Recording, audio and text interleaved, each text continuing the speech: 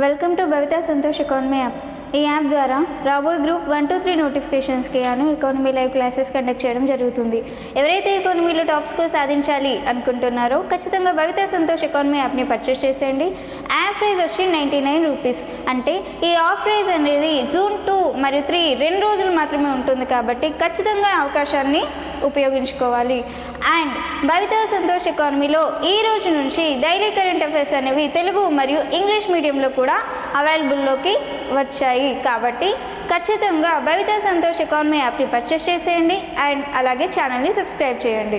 And ఈరోజు daily current అఫైర్స్లో భాగంగా కొన్ని క్వశ్చన్స్ని మనం మాట్లాడుకుందాం. దాంట్లో ఫస్ట్ క్వశ్చన్, 17వ భారత్ మంగోలియా సంయుక్త మిలిటరీ విన్యాసం నొమాడిక్ ఎలిఫెంట్ ఎక్కడ జరగనుంది? మరి దీనికి సంబంధించిన ఆప్షన్స్ని కనుక చూసుకుంటే option A Ahmedabad, option B Mumbai, and option C Ulaanbaatar, and option D Gobi. మరి ఈ 17వ భారత్ మంగోలియా సంయుక్త మిలిటరీ విన్యాసం అనేది ఎక్కడ జరగనుంది అని అంటే option C Ulaanbaatar. Option C ఉలాన్ బటర్లో 17వ భారత్ మంగోలియా సంయుక్త మిలిటరీ విన్యాసం అనేది జరగనుంది. మరి దీనికి సంబంధించి మరికొంత సమాచారాన్ని కనుక తెలుసుకున్నట్లయితే ఈ 17వ భారత్ మరియు మంగోలియా సంయుక్త మిలిటరీ విన్యాసం అనేది దేనికోసం ఏర్పాటు చేశారు అంటే మనకి రక్షణ రంగ అవసరాల కోసం లేదంటే రక్షణ కోసం మనకి శత్రు దేశాల నుంచి వచ్చే విపత్తులని తట్టుకోవడానికి రక్షణలను పరస్పరం ఏర్పాటు చేసుకునే ఉద్దేశంలో ఈ 17 లేదంటే ఈ మంగోలియా సంయుక్త విన్యాసం అనేది ఏర్పాటు చేయడం జరిగింది. మరి భారత్ మంగోలియా ఈ విన్యాసం ఈ నొమాడిక్ ఎలిఫెంట్ విన్యాసాలు అనేవి దాదాపుగా ఇది ఒక 17వ ఎడిషన్గా మనం చెప్పుకోవచ్చు. 17వ ఎడిషన్గా చెప్పుకోవచ్చు. అంటే 17 సార్లు ఈ మిలిటరీ విన్యాసాలు జరిగాయి. అంటే 17 సార్లు అంటే ఒకసారి ఒక ఎడిషన్లో భారత్లో ఈ మిలిటరీ విన్యాసాలు అనేవి ఏర్పాటు చేస్తే మరొకసారి మంగోలియాలో దీనికి సంబంధించిన ఈ విన్యాసాలు అనేవి ఏర్పాటు చేస్తారు. మరి 17వ ఎడిషన్ అనేది ఎప్పుడు ప్రారంభించారు అని అంటే మే 31 ఇక్కడ ఈ విన్యాసాలని ప్రారంభించడం జరిగింది. మరి మే 31 నుంచి ఎప్పటి వరకు ఈ విన్యాసాలని ప్రారంభించారు అంటే ఎప్పటి వరకు ఇది జరుగుతుంది ఈ కార్యక్రమం అంటే జూన్ 13 వరకు ఈ కార్యక్రమం అనేది దాదాపుగా 14 రోజులు లేదంటే 13 రోజుల వరకు ఈ కార్యక్రమం అనేది జరుగుతుంది. మరి గత సంవత్సరంలో 16వ ఎడిషన్లో భాగంగా ఎక్కడ ఏర్పాటు చేశారు లేదంటే ఏ రోజున ఏర్పాటు చేశారు అంటే 2024 జూలైలో ఈ 16వ ఎడిషన్ని గత సంవత్సరంలో ఏర్పాటు చేయడం జరిగింది. దేనికోసం ఏర్పాటు చేశారు అంటే రక్షణ కోసం పరస్పర సహాయం కోసం ఈ భారత్ మంగోలియా సంయుక్త విన్యాసాలు అనేవి ఏర్పాటు చేస్తారు, నొమాడిక్ ఎలిఫెంట్ విన్యాసాలు. Next, where does it happen 17th Bharat Mongolia joint military exercise nomadic elephant. దీనికి సంబంధించి మరి The nomadic elephant exercise were conducted at 17th Bharat Mongolia in Ulaanbaatar. So 17th Bharat Mongolia joint military exercises were conducted in Ulaanbaatar. So why they are conducted this summit or why they are committed లేదంటే why they are constructed లేదంటే commenced these military exercises because of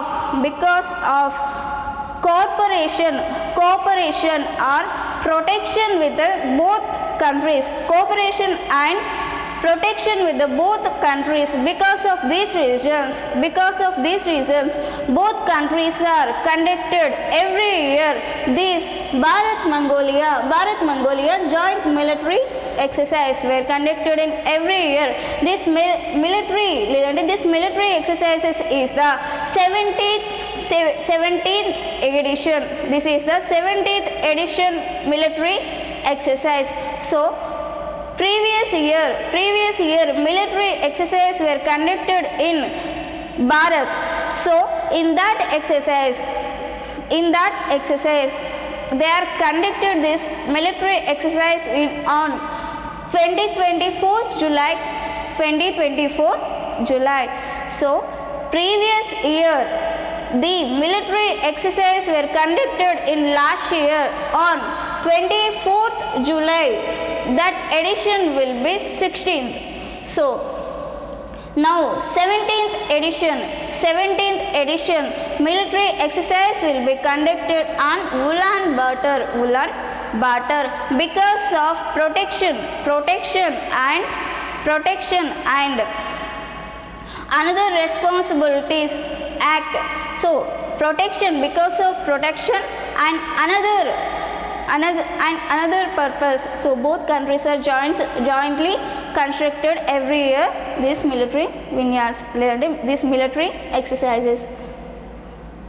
Next, supreme కోర్టులో ఎంతమంది న్యాయమూర్తులను నియమించారు? Second question, supreme కోర్టులో ఎంతమంది న్యాయమూర్తులను నియమించారు? మరి దీనికి సంబంధించి ఆప్షన్స్ని కనుక చూసుకుంటే option A 2, option B 3 and option C 4 and option D 5. మరి సుప్రీంకోర్టులో దాదాపుగా న్యాయమూర్తులను 3 నియమించడం జరిగింది. అంటే ఆప్షన్ బి అనేది సరైన సమాధానంగా చెప్పుకోవచ్చు. మరి సుప్రీంకోర్టులో న్యాయమూర్తులను నియమించే అధికారం అనేది ఎవరికి ఉంటుంది అని అంటే భారత చీఫ్ జస్టిస్ బిఆర్ గవాయ్కి నియామకంలో అధికారం అనేది ఉంటుంది. మరి నియామకానికి సంబంధించి ఏ సిస్టమ్ అనేది పనిచేస్తుంది అంటే కొలీజియం సిస్టమ్ అనేది పనిచేస్తుంది. ఈ కొలీజియం సిస్టమ్ అనేది ఒక 5గురితో కూడిన ఒక కొలీజియం సిస్టమ్. అందులో ఒక చైర్మన్ మరియు 4 సభ్యులు ఉంటారు. మరి కొలీజియం అధ్యక్షుడిగా ఎవరు బాధ్యతలు నిర్వహిస్తారు అని అంటే కొలీజియం అధ్యక్షుడిగా భారత చీఫ్ జస్టిస్ అయిన ఎవరు బిఆర్ గవాయ్ గారు పదవి నిర్వహణ అనేది జరుగుతుంది. మరి దాంట్లో సభ్యులుగా సుప్రీంకోర్టు సీనియర్ న్యాయమూర్తులు ఎవరైతే ఉన్నారో సుప్రీంకోర్టు సీనియర్ న్యాయమూర్తులు 4 ఇందులో సభ్యులుగా ఉంటారు. మరి బిఆర్ గవాయ్తో కూడిన 4 సభ్యులతో ఈ కొలీజియం సిస్టంలో నిర్ణయం మేరకు సుప్రీంకోర్టు లేదా హైకోర్టుల యొక్క జడ్జిల నియామకం లేదా బదిలీలు అనేవి జరుగుతాయి. మరి దీనికి సంబంధించి మరి సుప్రీంకోర్టులో న్యాయమూర్తులుగా 3 నియమించడం జరిగింది. అంటే ఎవరైతే హైకోర్టు ప్రధాన న్యాయమూర్తిగా పనిచేసిన న్యాయమూర్తులు ఎవరైతే ఉన్నారో ఆ హైకోర్టు ప్రధాన న్యాయమూర్తి నుంచి సుప్రీంకోర్టు న్యాయమూర్తులుగా నియమించడం జరిగింది. ఎవరు నియమిస్తారు అంటే చీఫ్ జస్టిస్ బిఆర్ గవాయ్ గారు కొలీజియం సిస్టమ్ నిర్ణయం మేరకు నియమించడం జరుగుతుంది. మరి ఎంతమంది నియమించారు అంటే దాదాపుగా 3 నియమించడం జరిగింది. మరి ఏ హైకోర్టు నుంచి ప్రధాన న్యాయమూర్తులను నియమించారు అన్న దానిని చూసుకుంటే ముందుగా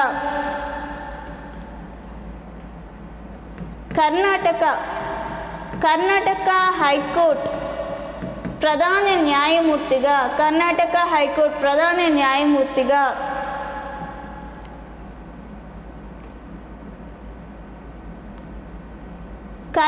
ప్రధాన న్యాయమూర్తి మరియు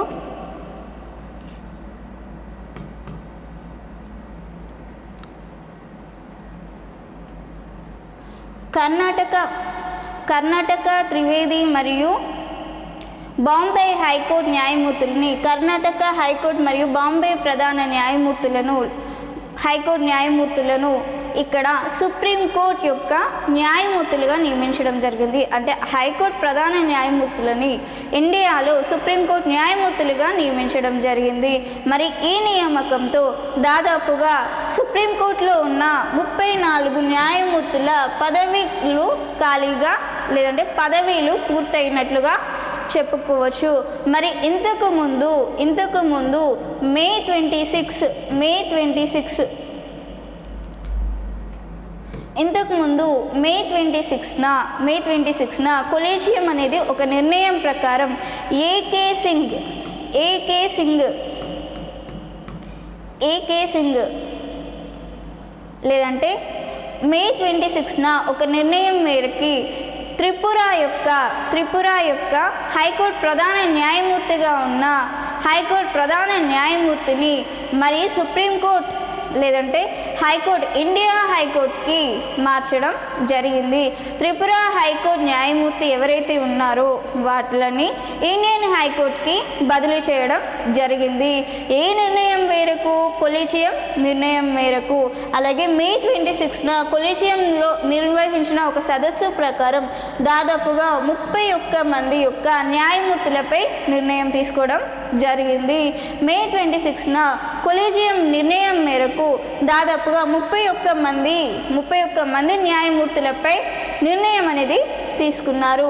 మరి ఈ రోజున లేదంటే మరి తర్వాత ముగ్గురు హైకోర్టు ప్రధాన న్యాయమూర్తులను ఎక్కడికి? సుప్రీంకోర్టు న్యాయమూర్తులుగా నియమించడంతో దాదాపుగా దీన్ని 34కు చేరుకుంది. దాదాపుగా సుప్రీంకోర్టులో ఉన్న న్యాయమూర్తుల ఖాళీలు అనేవి లేదంటే 34 స్థానాలు అనేవి పూర్తి అయినాయి. అంటే కొలీజియం సిస్టమ్ అనేది దాదాపుగా 34 న్యాయమూర్తుల పైన నిర్ణయం అనేది తీసుకుంది అని చెప్పుకోవచ్చు. నెక్స్ట్, ఆర్బీఐ నివేదిక ప్రకారం కరెన్సీ నోట్ల ముద్రణలో 23-24లో ఎంత వ్యయం జరిగింది? మరి దీనికి సంబంధించి ఆర్బీఐ నివేదిక ప్రకారం దాదాపుగా దీనికి సంబంధించి మనం ఆప్షన్స్ని కనుక చూసుకున్నట్లయితే ఆప్షన్ ఏ 2000 కోట్లు, ఆప్షన్ బి 3300 కోట్లు, ఆప్షన్ సి 6372 కోట్లు అండ్ ఆప్షన్ డి 4400 కోట్లు. మరి ఆర్బీఐ నివేదిక ప్రకారం కరెన్సీ నోట్ల ముద్రణలో 23-24 ఆర్థిక సంవత్సరంలో దాదాపుగా ఎంత వ్యయం జరిగింది అంటే దాదాపుగా 6372 కోట్ల వ్యయం అనేది జరిగింది. 6372 కోట్ల వ్యయం అనేది జరిగింది. మరి దీనికి సంబంధించి ఈ ఆర్బీఐ రిపోర్ట్స్ లేదంటే ఆర్బీఐ ప్రస్తుత గవర్నర్గా ఎవరున్నారు? సంజయ్ మల్హోత్రా. మరి RBI present governor Sanjay Malhotra దాదాపుగా 2 సార్లు రెపో రేట్ని తగ్గించడం జరిగింది. మరి ఎంత శాతం మేరకు తగ్గించాడు అంటే దాదాపుగా ముందుగా 6.5 ఉన్న రెపో రేట్ని మొదటిసారి 6.25%కి తగ్గించడం జరిగింది. అలాగే 6.25 ఉన్న రెపో రేట్ని 6.00%కి తగ్గించడం జరిగింది. సంజయ్ మల్హోత్రా అంటే సుప్రీంకోర్టు లేదంటే ప్రస్తుత ఆర్బీఐ గవర్నర్ దాదాపుగా 2 సార్లు రెపో రేట్ని తగ్గించడం జరిగింది. మరి రెపో రేట్ అంటే ఏంటి అంటే ఇప్పుడు ఆర్బీఐ దగ్గర నుంచి వాణిజ్య బ్యాంకులు ఏవైతే ఉన్నాయో రుణాలను సేకరించినట్లయితే ఆ రుణాల దగ్గర నుంచి వడ్డీని తీసుకురావడాన్ని రెపో రేట్ అంటారు. అంటే ఆర్బీఐ ఉంది, వాణిజ్య బ్యాంకులు ఉన్నాయి. ఇప్పుడు వాణిజ్య బ్యాంకులు ఆర్బీఐ దగ్గర నుంచి కొంత రుణాన్ని తీసుకుంది. మరి ఆ రుణానికి తగ్గ వడ్డీని వాణిజ్య బ్యాంకులు ఆర్బీఐకి చెల్లించడాన్ని రెపో రేట్ అంటారు. వాణిజ్య బ్యాంకులు వడ్డీని ఆర్బీఐకి చెల్లించడాన్ని రెపో రేట్ అంటారు. మరి అదే ఆర్బీఐ వాణిజ్య బ్యాంకులకి వడ్డీ చెల్లించడాన్ని రివర్స్ రెపో రేట్ అంటారు. మరి దీనిలో భాగంగా ఈ రెపో రేట్ని ఆర్బీఐ గవర్నర్ సంజయ్ మల్హోత్రా దాదాపుగా 2 సార్లు రెపో రేట్ని తగ్గించడం జరిగింది. మరి ప్రస్తుతం ఆర్బీఐ నివేదిక ప్రకారం కరెన్సీ నోట్ల ముద్రణలో వ్యయం అనేది దాదాపుగా 6372 కోట్లకు చేరుకుంది అని ప్రకటించడం జరిగింది. అలాగే విదేశీ మారక ద్రవ్యం విదేశీ మారక లాభం దాదాపుగా 33.3%కి పెరిగింది. 33.3%కి పెరిగి దాదాపుగా 1.11 లక్షలకి చేరుకుంది. మరి విదేశీ మారక లాభం వచ్చి 33.3%కి పెరిగి 1.11 లక్షలకి పైగా చేరుకుందంట. మరి ఇప్పుడు 23-24 ఆర్థిక సంవత్సరంలో 6,372 కోట్లు అంటే గత ఆర్థిక సంవత్సరంలో వచ్చిన వ్యయంతో చూసుకుంటే దాదాపుగా 25% పెరిగింది అని చెప్పుకోవచ్చు. విదేశీ మారక లాభం వచ్చి 33.3%కి పెరిగింది అంటే దాదాపుగా 1.11 లక్షలకు చేరుకుంది మరి 23-24 ఆర్థిక సంవత్సరంలో. And next in 2023-24 according to RBI's report, how much did it cost in currency note printing? అంటే in 23-24 financial year the RBI reports because are according to RBI reports the cost is did on currency note printing లేదంటే the amount of cost did it in currency notes printing will be 6,372 crores because so compared to last year in a previous year in 23-24 financial year వ్యయం అంటే in a 23-24 financial year in may be 6,372 crores but compared to last year or previous year this amount will be increases up to 25%. This amount will be increases up to 25% compared to last year or previous year. And also foreign exchange gains are also increases up to 33.3%. Then it reaches 1.11 lakhs. So the foreign exchange gains are also increases in last year or previous year up to 33.3% and it reaches 1.11 lakhs. So and present RBI governor is Sanjay Malhotra.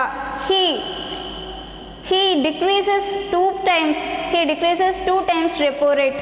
So first time repo rate will be decreases. First time repo rate it will be 6.5 to 6.25 and second 6.25 to 6 point. So this is the final. So RBI report ప్రకారం లేదంటే RBI నివేదిక ప్రకారం currency నోట్ల ముద్రణలో 23-24లో దాదాపుగా 6,372 కోట్ల వరకు వ్యయం అనేది ఖర్చు అయింది.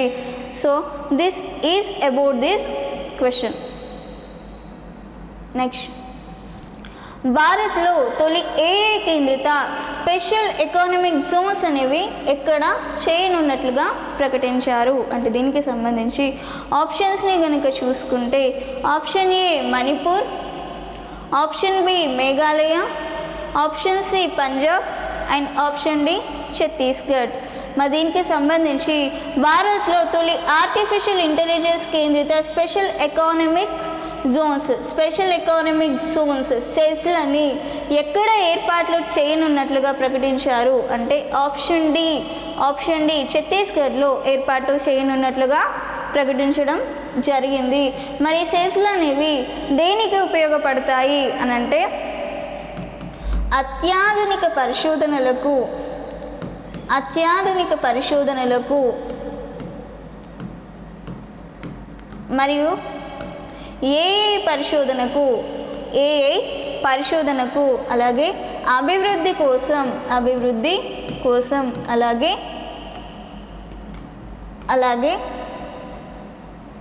ఏఐ పరిశోధన అభివృద్ధి మరియు వినియోగం కోసం అత్యాధునిక పరిశోధన కోసం ఆర్టిఫిషియల్ ఇంటెలిజెన్స్ కోసం అలాగే అభివృద్ధి కోసం వినియోగం కోసం ఈ సెజ్లని ఏర్పాటు చేయనున్నారు. మరి ఛత్తీస్గఢ్లోని ఎక్కడ ఏర్పాటు చేయనున్నారు అంటే ఛత్తీస్గఢ్లోని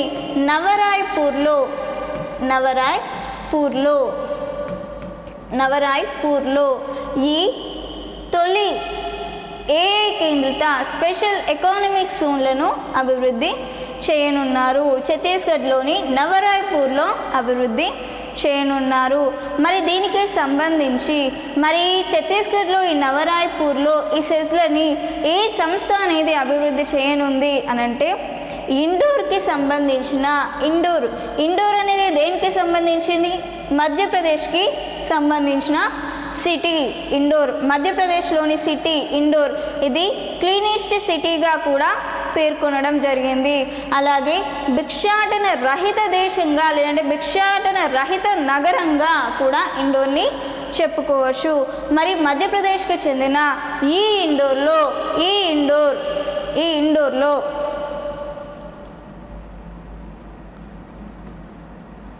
carbon neutral defence company, carbon neutral data centre company private limited లేదంటే రాక్ బ్యాంకర్స్ ప్రైవేట్ లిమిటెడ్ అనే సంస్థ దీన్ని అభివృద్ధి చేసింది. ఇండోర్కి చెందిన carbon neutral data centre company private limited వారు rock bank data centre private limited అనే సంస్థ దాదాపుగా 1000 కోట్లతో ఈ ప్రాజెక్ట్ని అభివృద్ధి చేయనుంది. Next, where is it done? India's first artificial intelligence constructed economic zone. మరి దీనికి సంబంధించి ఆప్షన్స్ని కనుక చూసుకుంటే option A Manipur, option B Meghalaya, option C Punjab and option D Chhattisgarh. మరి దీనికి సంబంధించి the India's first AI constructed economic zone will be conducted on Chhattisgarh. India's first artificial intelligence constructed economic zone will be conducted at Chhattisgarh, Navaraypur city. In Chhattisgarh, Navaraypur city. So the special economic zones were conducted in Chhattisgarh, Navaraypur.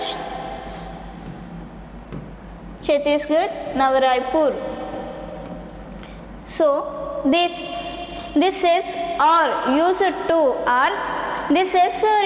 for technologies and artificial intelligence and development and priorities and etc. and it is used for artificial intelligence technologies and also development and any other. This is all are used for the special economic zones. And this special economic zones, so this sets, so which organizations are developing this CES or so which organizations are developing? So CNDC Carbon Neutral Data Center companies are developing these special economic zones. So nearly or approximately 1,000 crores with 1,000 crores though it will be developing. So this is all about the artificial intelligence special economic zones. Next, Polavaram ముంపై అధ్యయనం కోసం తెలంగాణ రాష్ట్ర ప్రభుత్వం దీనిని నియమించింది. మరి దీనికి సంబంధించి Telangana state of government which organization is appointed to study Polavaram flood. మరి దీనికి సంబంధించిన ఆప్షన్స్ని కనుక చూసుకుంటే option A IIT Hyderabad, option B IIT Delhi, option C IIT Mumbai and option D IIT Madras. మరి దీనికి సంబంధించి ఈ పోలవరం ముంపుపై ఏ సంస్థను నియమించింది అధ్యయనం కోసం అని అంటే ఆప్షన్ ఏ ఐఐటి హైదరాబాద్ని నియమించడం జరిగింది. మరి దేనికోసం నియమించింది అని అంటే 2022లో గోదావరి నదికి వచ్చిన వరదల కారణంగా దానిని అధ్యయనం చేయడం కోసం సీఎం రేవంత్ రెడ్డి దీన్ని ప్రారంభించడం జరిగింది. మరి దీనికి సంబంధించి పోలవరం ముంపుపై అధ్యయనం చేసిన అనంతరం ఆ రిపోర్ట్ని తెలంగాణ నీటిపారుదల శాఖ మంత్రికి అందజేయడం జరుగుతుంది. మరి దీనికి సంబంధించి ఈ పోలవరం ముంపుపై ఏ ప్రాంతాల అధ్యయనం కోసం ఏర్పాటు చేశారు అని అంటే తెలంగాణలోని పలు ప్రాంతాలపై అధ్యయనం చేయడం కోసం ఏర్పాటు చేయడం జరిగింది. ముఖ్యంగా భద్రాచలంపై ఈ అధ్యయనం చేయడం కోసం ఈ భద్రాచలంపై పోలవరం ముంపుపై అధ్యయనం చేయడం కోసం ముఖ్యంగా ఏర్పాటు చేయడం జరిగింది. అలాగే వివిధ ప్రాంతాలలో కూడా వీటిపై అధ్యయనం చేయడం కోసం ఏర్పాటు చేయడం జరిగింది. Next, Telangana state of government which organization is appointed to study Polavaram flood. So the organization IIT Hyderabad organization is appointed to study Polavaram flood.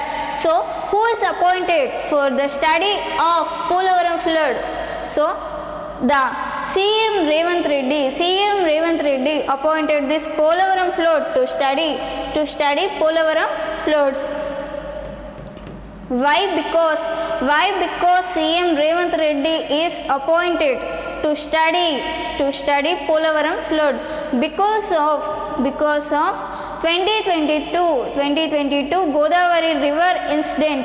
Because of 2022 Godavari river incident, the CM Revanth Reddy is appointed to study Polavaram flood on IIT Hyderabad. So in this topic after completion of Polavaram reports, so after completion of study on Polavaram flood, so the completion of report, it will be gives to the water management department.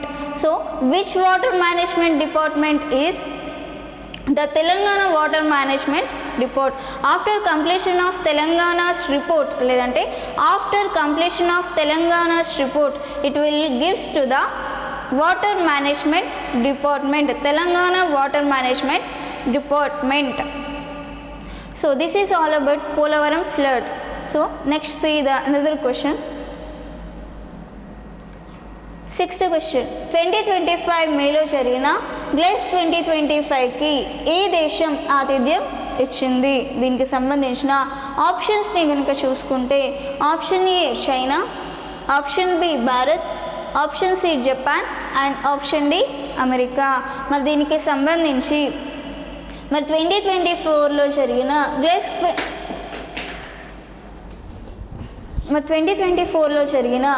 2025లో జరిగిన గ్లెక్స్ 2025కి దాదాపుగా Bharat, option B Bharat అనేది ఆతిథ్యం ఇచ్చింది. మరి దీనికి సంబంధించి మరికొంత సమాచారాన్ని గనక చూసుకున్నట్లయితే ఈ గ్లెక్స్ 2025 అనేది అంతరిక్ష కేంద్రానికి సంబంధించిన ఒక సంస్థ అని చెప్పుకోవచ్చు. ఇది ఒక అంతరిక్ష కేంద్రం కోసం పనిచేసే ఒక సంస్థ గ్లెక్స్ 2025. మరి ఈ సంస్థ అనేది అంతరిక్షానికి సంబంధించిన చర్చల కోసం ఈ సంస్థని ఏర్పాటు చేశారు.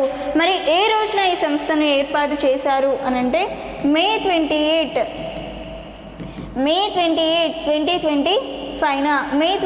2025న ఈ సంస్థని ఏర్పాటు చేయడం జరిగింది. మరి ఏ థీమ్తో దీన్ని ప్రారంభించారు అనంటే theme reaching new world's,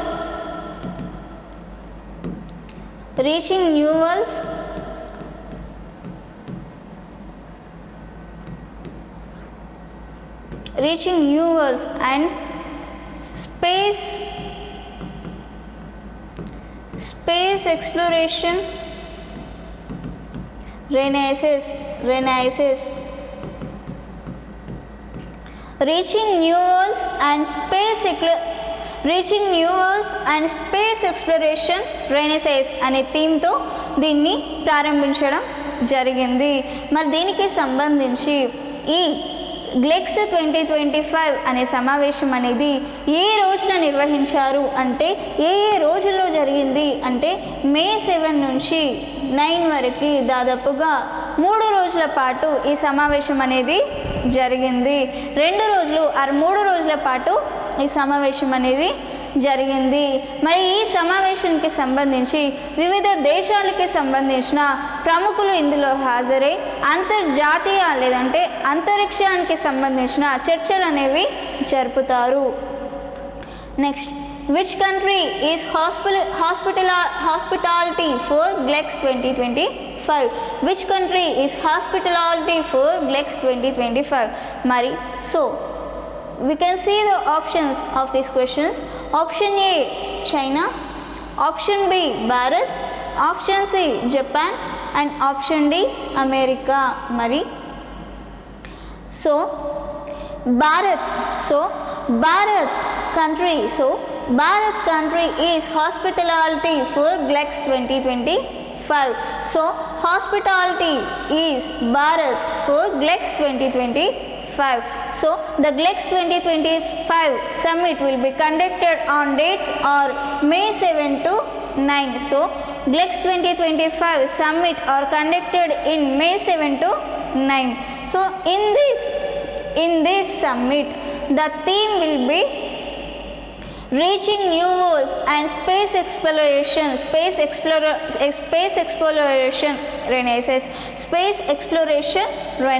Reaching new worlds and space exploration renaissance. This is the theme of GLEX 2025. So another one is this GLEX 2025 summit will be started on May 28, 2025. So this summit all countries heads are hazards.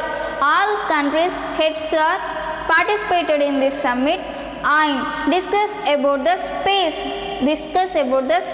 topics or discuss about the space. All countries heads are participated in this summit and discuss about the space. This is the theme or this is all about the GLEX 2025. మరి ఇది దీనికి సంబంధించిన గ్లెక్స్ 2025కి సంబంధించిన సమాచారం.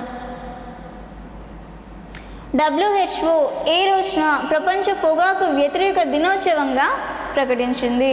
మరి దీనికి సంబంధించి ఆప్షన్స్ని కనుక చూసుకుంటే option A May 31, option B May 30, option C May 29 and option D May 28.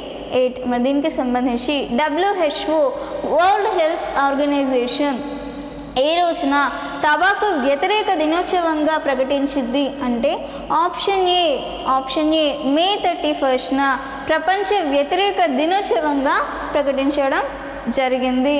మరి మే 31 అనేది ఏ రోజున WHO అనేది ప్రకటించింది అంటే ఎప్పటి నుంచి మే 31ని ప్రపంచ వ్యతిరేక లేదంటే ప్రపంచ టొబాకో వ్యతిరేక దినోత్సవంగా ప్రకటించింది అని అంటే దాదాపుగా 1988 నుంచి WHO అనేది మే 31ని వరల్డ్ నో టొబాకో డేగా నిర్వహించడం జరుగుతుంది. మరి ఎందుకోసం ఈ ఆర్గనైజేషన్ని లేదంటే ఎందుకోసం ఈ దినోత్సవాన్ని జరుపుకుంటారు అనంటే ఈ టొబాకోకి సంబంధించి దుష్ఫలితాలను ప్రజలకి అందజేయడం కోసం ప్రజలపై అవగాహనను కల్పించడానికి దీనిని ఏర్పాటు చేయడం జరిగింది. So WHO world health organization which day is declared or announced World Tobacco Against Day. So WHO is declared to celebrate World No Tobacco Day on May 31st. So 1980 in WHO World Health Organization, May 31st World No Tobacco Day will be conducted on 1988 onwards. So 1988 onwards, May 31st is celebrated as a World No Tobacco Day. So why? Because the day will be celebrated on No Tobacco Day, because of, so we can understand the tobacco causes to the peoples. We can understand to know about the peoples. So cancer లేదంటే టొబాకోకి సంబంధించిన దుష్ఫలితాలని ప్రజలకి ఏర్పాటు చేయడానికి, లేదంటే ప్రజలలో అవగాహన కల్పించేందుకు ఏర్పాటు చేయడం జరిగింది. 11వ బ్రిక్స్ పార్లమెంటరీ ఫోరం ఎక్కడ జరగనుంది? సో దీనికి సంబంధించిన ఆప్షన్స్ని కనుక చూసుకుంటే, option A China, option B Brazil, option C India and option D దక్షిణాఫ్రికా. మరి 11వ బ్రిక్స్ పార్లమెంటరీ సమావేశం అనేది ఎక్కడ జరిగింది అంటే ఆప్షన్ బి బ్రెజిల్లో జరిగింది. మరి దీనికి సంబంధించి ఈ బ్రెజిల్ అనేది బ్రిక్స్ దేశాలకి ఆతిథ్యం ఇచ్చే దేశంగా అందరికీ తెలుసు. మరి బ్రిక్స్ దేశాలకి ఏ సమావేశాలు జరిగినా దాదాపుగా ఏ దేశం అనేది ఆతిథ్యం ఇస్తుంది అని అంటే బ్రెజిల్ అనేది ఆతిథ్యం ఇస్తుంది. మరి దీనికి సంబంధించి 11వ బ్రిక్స్ పార్లమెంటరీ ఫోరం అనేది ఎక్కడ జరిగింది అంటే బ్రిక్స్లో జరిగింది. దీనికి సంబంధించి మరికొంత సమాచారాన్ని తెలుసుకున్నట్లయితే, మరి దీని థీమ్ మరి ఈ సమావేశం అనేది ఏ థీమ్తో ప్రారంభించారు అంటే role of parliament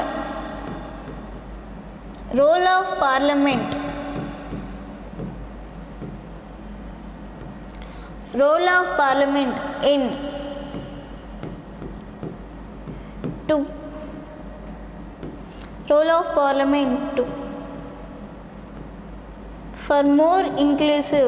for more inclusive and sustainable governance. Role of Parliament for more inclusive and sustainable governance అనే థీమ్తో దీన్ని ప్రారంభించడం జరిగింది. మరి దీనికి సంబంధించి ఎవరు ఈ పార్లమెంట్ ప్రతినిధి లోక్సభ స్పీకర్గా ఉన్నారు అంటే శ్రీ ఓం బిర్లా గారు పార్లమెంట్ ప్రతినిధి లోక్సభ స్పీకర్ శ్రీ ఓం బిర్లా గారు దీంట్లో ఉండడం జరిగింది. Where does it happen? 11th bricks parliamentary forum. The 11th BRICS Parliamentary Forum will be conducted on Brazil with the theme of Role of Parliament for more inclusive and sustainable governance. This is the theme of 11th BRICS Parliamentary Summit. China Shijian 26 ఉపగ్రహాన్ని ఏ రోజున విజయవంతంగా అంతరిక్షంలోకి పంపింది? మరి దీనికి సంబంధించి ఆప్షన్స్ని కనుక చూసుకుంటే, option A May 28, 2025, option B May 30, 2025, option C May 21, 2025 and option D May 29, 2025. మరి చైనా షీజియాంగ్ 26 అనే ఉపగ్రహాన్ని ఏ రోజున విజయవంతంగా అంతరిక్షంలోకి పంపింది? అంటే దాదాపుగా May 21, 2025 May 28, 2025 విజయవంతంగా పంపించడం జరిగింది. మరి చైనా షీజియాంగ్ 26 మిషన్ అనేది, చైనా 26 షీజియాంగ్ మిషన్ అనేది 32వ లేదంటే 33వ ప్రయోగంగా చెప్పుకోవచ్చు, 33వ రాకెట్ ప్రయోజనంగా ఇది చెప్పుకోవచ్చు. మరి చైనాకి చెందిన ఎక్కడి నుంచి దీన్ని ప్రారంభించారు అంటే JSLC జువాచియాన్ శాటిలైట్ ల్యాబొరేటరీ సెంటర్ నుంచి దీన్ని ప్రారంభించారు. మరి ఏ రాకెట్ ద్వారా అంటే లాంగ్ లాంగ్ మార్ట్ 4B అనే రాకెట్ ద్వారా ఈ ప్రయోగాన్ని విజయవంతం చేయడం జరిగింది. లాంగ్ మార్ట్ 4B ద్వారా దీన్ని ప్రయోగాన్ని విజయవంతం చేయడం జరిగింది. మరి which day is launched China Shijian-26 satellite? The satellite will be, so the China Shijian-26 satellite will be launched on May 28, 2025. Sorry, May 29, 2025. May 29, 2025. The China's launched లేదంటే China's satellite will be launched on May 29, 2025. Which it will be started from this experiment will be started on Jiuquan Satellite Laboratory Center with the Long March rocket, with the Long March rocket 4B. So this is the answer of China Shijian-26. Next, battery summit 2025ని ఏ సంస్థలు సంయుక్తంగా ప్రకటించాయి? మరి దీనికి సంబంధించి ఆప్షన్స్ని కనుక చూసుకుంటే Tata Elxsi and option B Tata Motors and option C Tata Systems and option D IIT Kharagpur and option E పైవన్నీ సరైనవే. మరి దీనికి సంబంధించి బ్యాటరీ సమ్మిట్ 2025ని Tata Elxsi, Tata Motors, Tata system, IIT Kharagpur అనే వాళ్ళు సంయుక్తంగా నిర్వహించారు. అంటే పైవన్నీ సరైనవే అనేది సరైన సమాధానంగా చెప్పుకోవచ్చు. Which organizations jointly announced battery summit 2025? So they are the organizations are Tata Elxsi, Tata Motors, Tata AutoCab Systems and IIT Kharagpur are jointly announced Battery Summit 2025, and this is all about the June 1st 2025 topics. And if you are really like my video, and ఖచ్చితంగా like చేయండి, share చేయండి, అందరికీ subscribe చేయండి. Thank you.